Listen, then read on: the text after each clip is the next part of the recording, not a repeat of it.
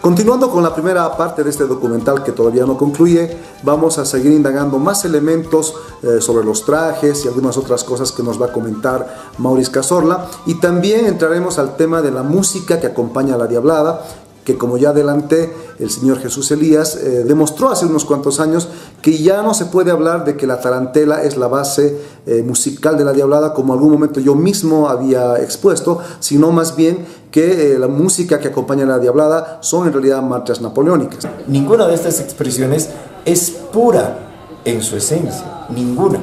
Incluso nosotros podemos dar nombre y apellido de quienes han ido aportando los elementos constitutivos de los trajes. Por ejemplo, cuando aparecen los 3 pañuelos que usamos en La Diablada, ¿quién empezó a usar los cuernos curvilíneos, por ejemplo?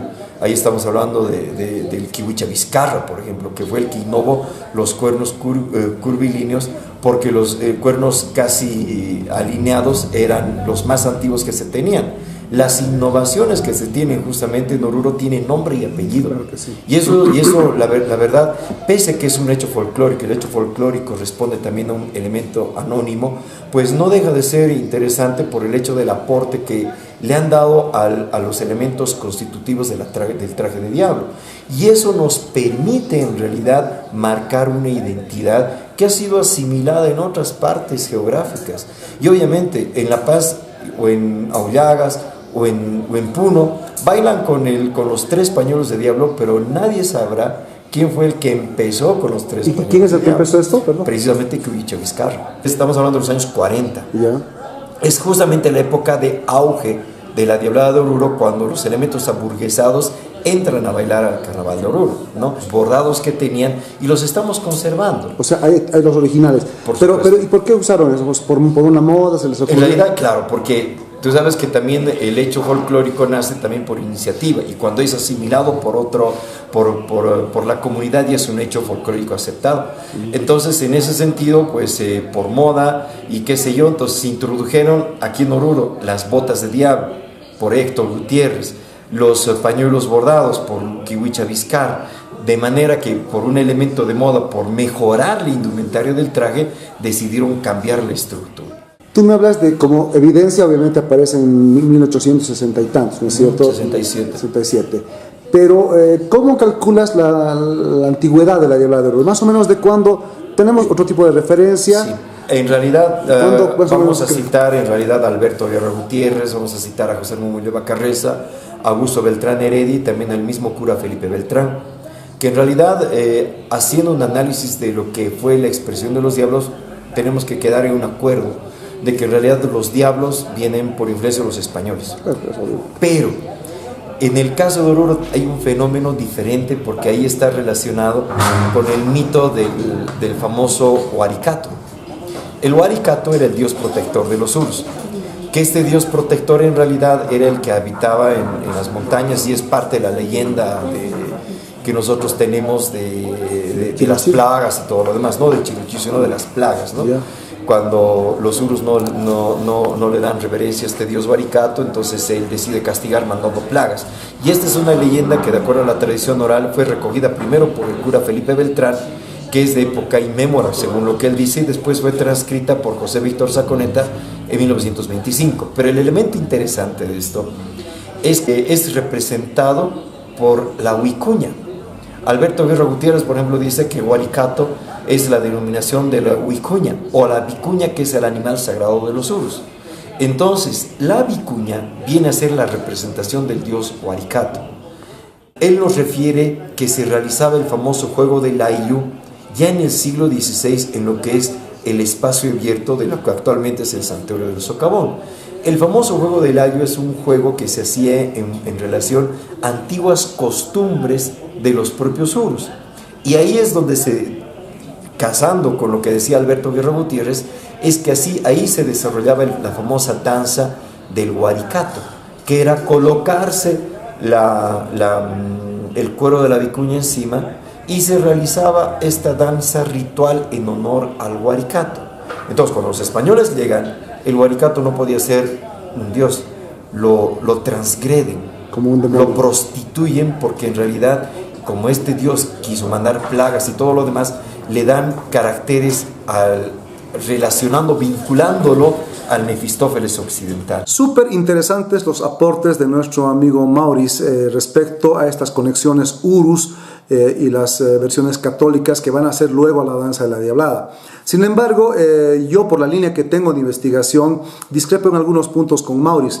Está bien usar esto como referentes, digamos, históricos y algunas conexiones en el pasado. Sin embargo, coincido con nuestro amigo Luis Valverde Caldas que la danza en sí, tal como la conocemos, provendría un poco después, en el siglo XIX y el siglo XX, puesto que, como él dice, la esencia de la danza está en el desplazamiento en el aire, que es lo más importante, y los movimientos que tiene la danza en sí. Y por supuesto tocaremos también el tema de la música, que es importante, y veremos, como ya dije en algún momento, que no tiene en realidad, dentro de mi investigación, nada que ver con la música de los Urus, como alguna gente podría pensar, y en cierto modo podemos afirmar con seguridad que la danza de la Diablada como música es básicamente algo europeo que tiene únicamente como elemento adicional en la parte de la cacharpaya o huayño algún grado de música nativa, pero que eso es un elemento que ha venido posteriormente. ¿Tienes algún dato ya a nivel de iglesia cuando ya se aplica, digamos, a una danza de diablos?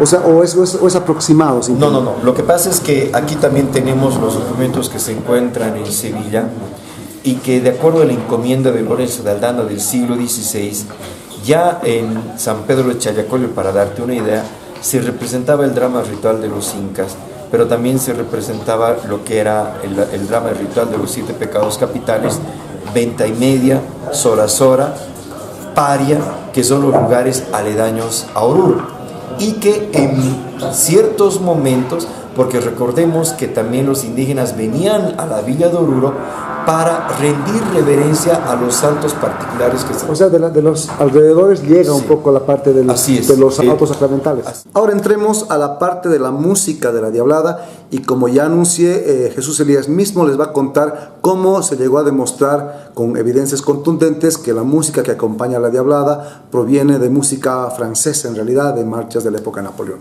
Su nombre cayó en mi conocimiento como me entero por un periódico de que usted había descubierto unas partituras antiguas, nos va a decir de cuándo son estas partituras, que hablan de la música de la Diablada, porque había varios debates de dónde viene la música de la Diablada, de Oruro, para ser más claros. A ver, cuéntenos de estas partituras, de cuándo son y qué conclusiones se puede sacar. Sí, en realidad la búsqueda, digamos, de verdades, ¿no? Más allá de lo que sea la música, ya digamos, nos ha llevado toda la vida, y justamente por ver este tipo de amenazas, ¿no? Generalmente externas, que quizás son unas amenazas para mí fruto de ignorancia y etnocentrismo, por sobre todo, ¿no? Y quizás también en principio todos actuamos por etnocentrismo, pero no existe mejor cosa que encontrar la verdad. En realidad el hecho es de que estudiando un poquitito, conociendo respecto a la música de la Diablada, nos topamos con ciertas verdades, algunos mitos y cuestiones que se manejan por la sociedad, pero siempre es bueno aterrizar a lo académico. La base para la investigación que nosotros hemos realizado en realidad corresponde en su espíritu a la publicación específica de otra grande musicóloga estudiosa boliviana como es doña Julia Elena Fortún, ¿no? Entonces, de este coloquio que aquí en Oruro se realiza, de este intercambio de conocimientos entre investigadores, obviamente sale como uno de los principales este trabajo de la danza de los diablos, ¿no? De la Diablada, un libro importantísimo y radical, digamos, para entender un poquito más a esta danza, cuán propia es, cuánto de boliviano quizás tiene o cuánto de lo extranjero tiene en sus inicios. Y pues es aquí que, digamos, en un capítulo especial, doña Julia Elena Fortún cita de que la música empleada dentro de las diabladas, en este caso orureñas, porque lo toma como el término específico de diablada, es pues el que se da a partir de marchas militares, ¿no? Entonces, el hilo conductor de las marchas militares es lo que nosotros nos ha llevado a tratar de buscar y rebuscar respecto a cuán cierto puede ser esto, sea, insisto, Corpus, sea San Miguel, sea la Asunta, sea en este caso la Virgen de la Candelaria o Socavón, pues estos grupos se trasladaban después de la teatralización hacia un local de fiestas, ahora locales, ¿no? Hablemos antes a la casa del que ofrecía la fiesta, sea preste, pasante, alférez, pues se trasladan y se han trasladado y se trasladan hasta el día de hoy, así no haya gente que baile, se trasladan con marchas. O sea, son marchas, ¿no? Y directamente la tarea indirecta era buscar a qué marchas se refería Julia Elena Fortún a través de haber hecho este análisis justamente con musicólogos de aquella época, estamos hablando de los años 40, 50, 60, ¿no?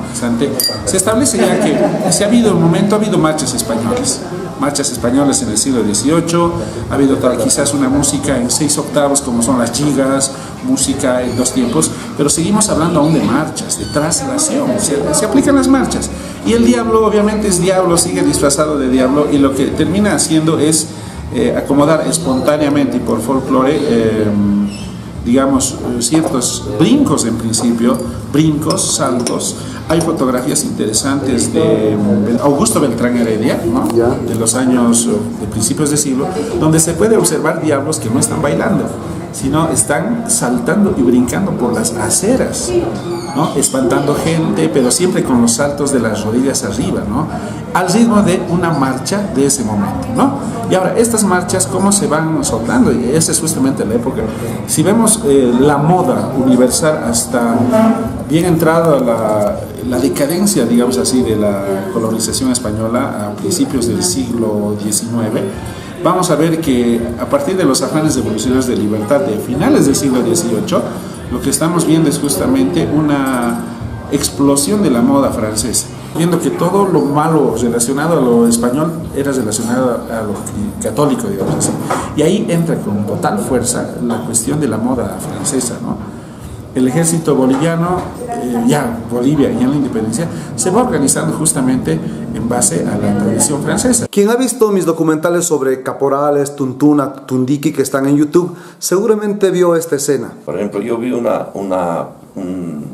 sé si ustedes se acuerdan, había una serie, Napoleón.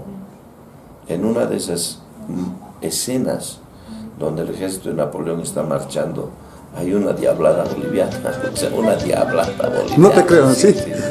Si pueden hurgar esto, investigar toda esa... ¿Qué año más o menos esto? Mira, yo he visto esta serie hace unos 10 años atrás.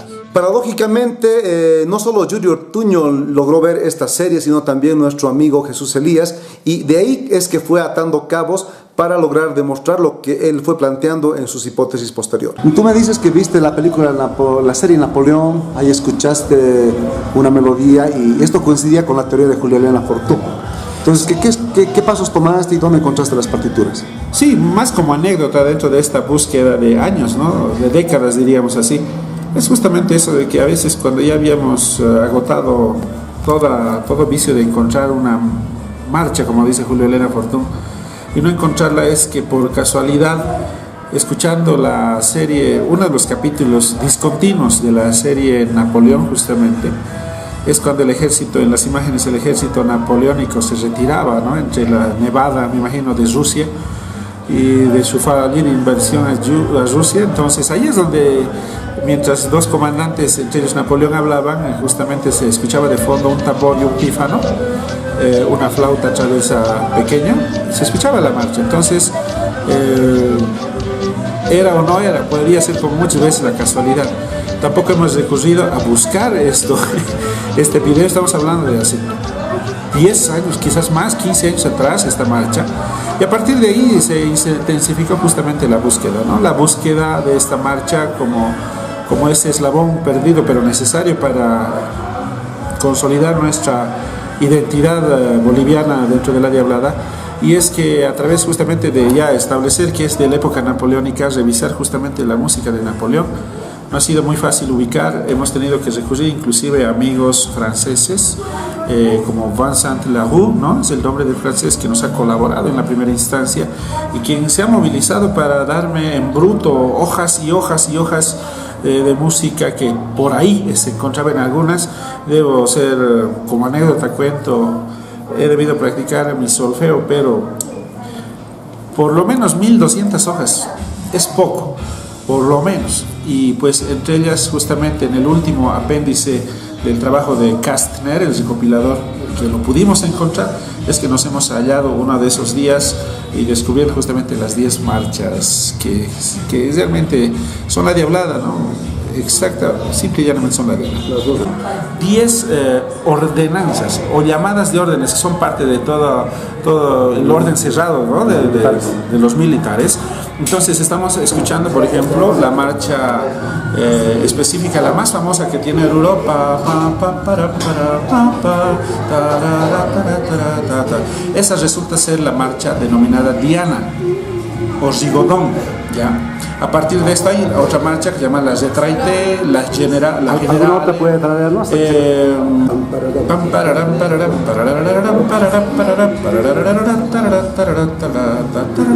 Esa es la número 2. Y la diablada número.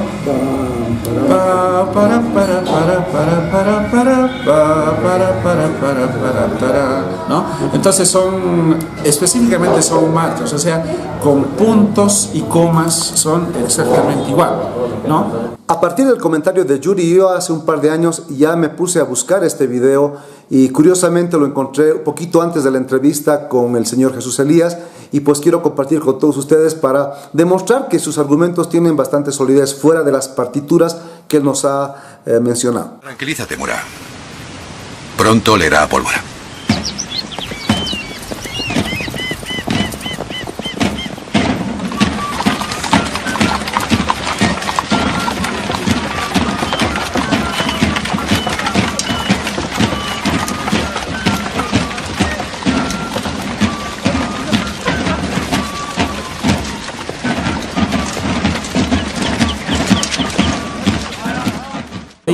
Le ha cambiado el tempo, las notas las ha mantenido, pero en Oruro le ha aumentado una tercera parte, ¿no? Todas estas marchas que estoy citando solo tienen las 2 primeras partes, ¿no? Segunda.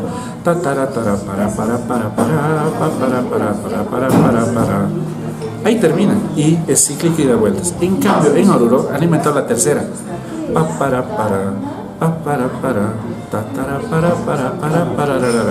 Y de todas estas marchas, o sea, las francesas con 2 partes y la marcha de la diablada, que luego se vuelve en una forma musical propia de aquí, propia, en ningún lado más ha existido esto, y esa es la carta de identidad, digamos, de nacimiento de una danza folclórica nueva, es que tiene su tercera parte.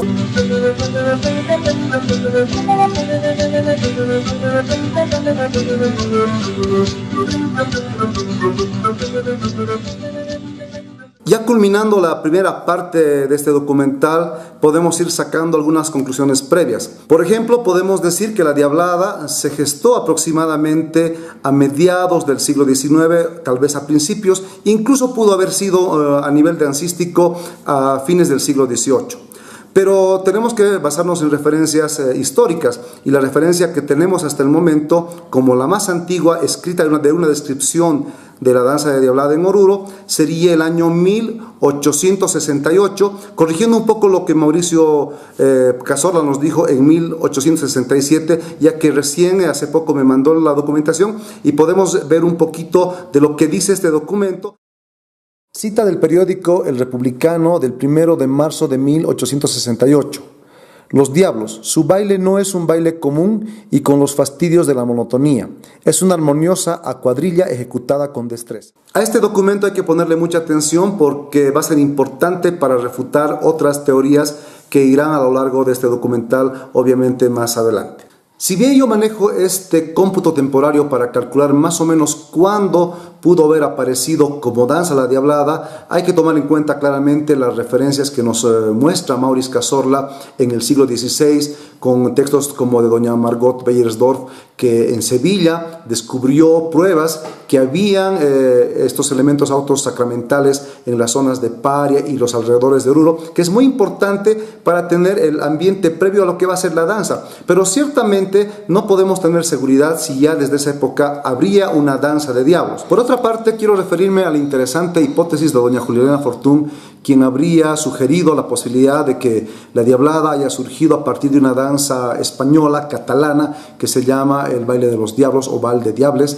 Sin embargo, esto tampoco es totalmente comprobable, tendríamos que hacer una investigación más profunda, es válido para tomarlo en cuenta, pero yo me quedo más con la opinión de Jesús Elías y otros orureños que plantean la idea de que de los teatros autosacramentales, que después se llamaron relatos, se fue haciendo una danza poco a poco en el paso que se hacía, digamos, a estos prestes o a estas marchas populares, donde iban acompañados de marchas españolas originalmente y después francesas, como él nos ha planteado también. Muy poca gente conoce a John Hobsbawm, que es un importante antropólogo británico. Él ha planteado la hipótesis de lo que se llama la invención de la tradición.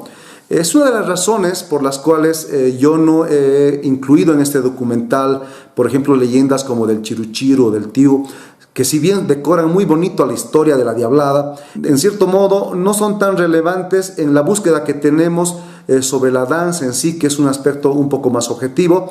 Obviamente ustedes pueden encontrar también bastante información en la web, tal vez no en este documental, sobre el Tío o el Chiruchiru y otros personajes míticos, pero lo importante acá es tratar de sacar conclusiones del lado un poquito más científico, sin desmerecer las tradiciones populares. Un aspecto que no podemos dejar de lado son los elementos que ha ido aportando la diablada de Oruro en otras danzas de diablos en toda la región, que obviamente tienen muchos elementos del mestizaje. Incluso los constructores y careteros que habían a los alrededores de Oruro, muchos son de orígenes indígenas. Entonces ese sería el elemento indígena que ha ido metiéndose en los trajes, obviamente sin dejar de lado también los aportes incluso asiáticos y de otras latitudes que la diablada de Oruro tiene. Uno de los ejemplos de este tipo serían las orejas que llevan los diablos de Oruro o el traje de diablada, que han sido copiados en muchas latitudes, pero tienen una relación directa con esto que nos comentaba Maurice Cazorla, el tema del llama-llama o del huaricato, que sería el animal del cual se ha extraído la idea de las orejas del diablo o demonio orureño.